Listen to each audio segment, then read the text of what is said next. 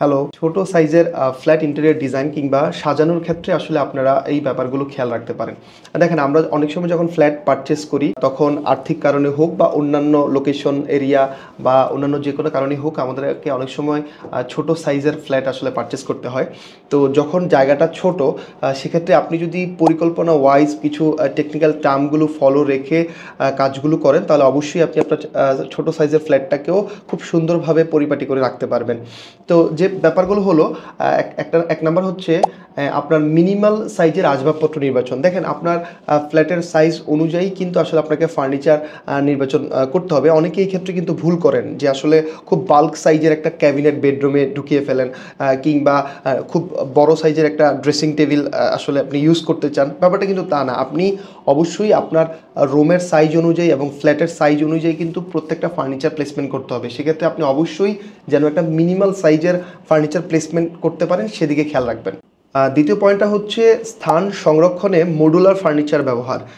মানে যে ফার্নিচারগুলো আসলে ফাংশনালিটি বেশি প্রোভাইড করে, কিংবা ধরেন লাইক একের ভিতর দুই এই ধরনের টার্ম ইউজ করা হয়, সেই ফার্নিচারগুলো আপনারা ইউজ করতে পারেন। যেমন আমরা এখনকার সময় যে ধরনের ক্যাবিনেটটা ইউজ করছি, মানে আলমিরা, যেটা ক্যাবিনেটের পাল্লার উপরে যখন আমরা একটা মিরর বসিয়ে দিচ্ছি তখন কিন্তু এটা আমার ড্রেসিং টেবিলের কাজও করছে।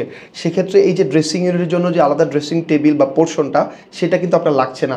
তো আপনার ফ্ল্যাটটা যখন ছোট হবে সেক্ষেত্রে আপনি এই ধরনের ফার্নিচারগুলো আসলে আপনার নির্বাচন করতে হবে, যে ফার্নিচারগুলো একই সাথে আসলে ক্যাবিনেটে কাজ করছে এবং একই প্লেসমেন্টে একই সাইজে কিন্তু আপনার ড্রেসিং ইউনিটে কাজ করছে। শুধু এটাই না, আপনার অনেক টি টেবিল থাকে যেটা আসলে আপনার সার্ভিং কাউন্টার হিসেবে ইউজ হয়, তো আবার এটাকে ওয়ার্কিং টেবিল হিসেবে ইউজ করা যায়। এরকম অনেক ধরনের ফার্নিচার রয়েছে। তো আপনি যখন আপনার ফ্ল্যাটটা ছোট হবে আপনি চেষ্টা করবেন যে মাল্টি ফাংশনাল কাজ করে এই ধরনের ফার্নিচারগুলো আসলে নির্বাচন করতে। 3 নম্বর যে পয়েন্টটা হচ্ছে ভার্টিক্যাল স্টোরেজ ব্যবহার। আসলে আপনি দেখবেন আমাদের অনেক সময় কিছু স্পেস থাকে, আপনি যেমন বাথরুমের উপর যে ফলস যে স্ল্যাব থাকে ওইটা আমরা একটা প্রপার স্টোরেজ পাচ্ছি। এছাড়া অনেক রুমের থাকে যে ভার্টিক্যাল পোর্শনগুলোতে আমরা খালি রাখি, বা আমরা রেডিমেড যে ফার্নিচারগুলো কিনি ওগুলো কিন্তু আমাদের হয়তো 6 ফিট 6.5 ফিট এরকম হাইটের উচ্চতায় থাকে, বাকি উপরের যে পোর্শনটা সেই পোর্শনটা কিন্তু গ্যাপ থাকে। তো আপনাদের যখন আসলে ছোট সাইজের ফ্ল্যাট, জায়গাটা খুব কম, কিন্তু আসলে দিন শেষে যে আপনার ব্যবহারযোগ্য বা রেগুলার বেসিসে যে জিনিসপত্র সেই জিনিসপত্রগুলো কিন্তু আপনাকে রাখতে হবে।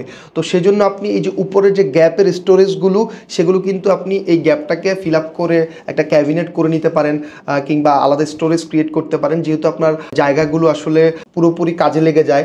এছাড়া কলামের পাশে গ্যাপ থাকে, তো এই গ্যাপগুলোও কিন্তু আপনার পুরো একটা আওতায় এনে ক্যাবিনেট বা অন্যান্য স্টোরেজের আওতায় এনে কিন্তু আপনি ব্যবহার করতে পারেন।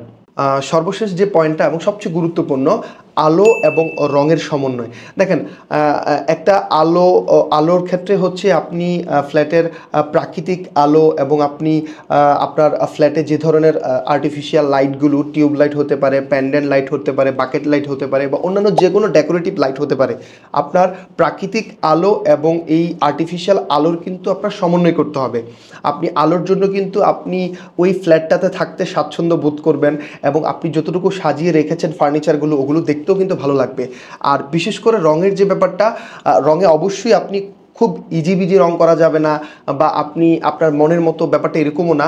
আপনি অবশ্যই টেকনিক্যাল ট্রামগুলো ফলো রেখে যখন আপনি কালার করবেন দেখবেন একই স্পেসের ফ্ল্যাট কিন্তু রঙের কারণে একটু বড় লাগছে, প্রসারিত লাগছে, আবার অনেক অনেক রং কিন্তু ওই জায়গাটাকে কিন্তু ন্যারো করে ফেলে। এটা কিন্তু একটা সাইকোলজিক্যাল টার্ম হিসেবে কাজ করে। তো অবশ্যই যখন আপনার ফ্ল্যাটটা ছোট হবে আপনি বুঝে অবশ্যই আপনার টেস্ট তো কাছেই রাখবেন, কিন্তু আলো এবং রঙের যে সমন্বয় সেই সমন্বয় করে পুরো ফ্ল্যাটটা আসলে সাজিয়ে রাখবেন। তো ছোট ফ্ল্যাট সাজানোর ক্ষেত্রে এই ধরনের টিপসগুলো কেমন লেগেছে এবং পরবর্তীতে আরও কী ধরনের ভিডিও দেখতে চান অবশ্যই কমেন্ট বক্সে জানাবেন। আর আমাদের পেজটি এবং চ্যানেলটি সাবস্ক্রাইব করে দিবেন। ধন্যবাদ।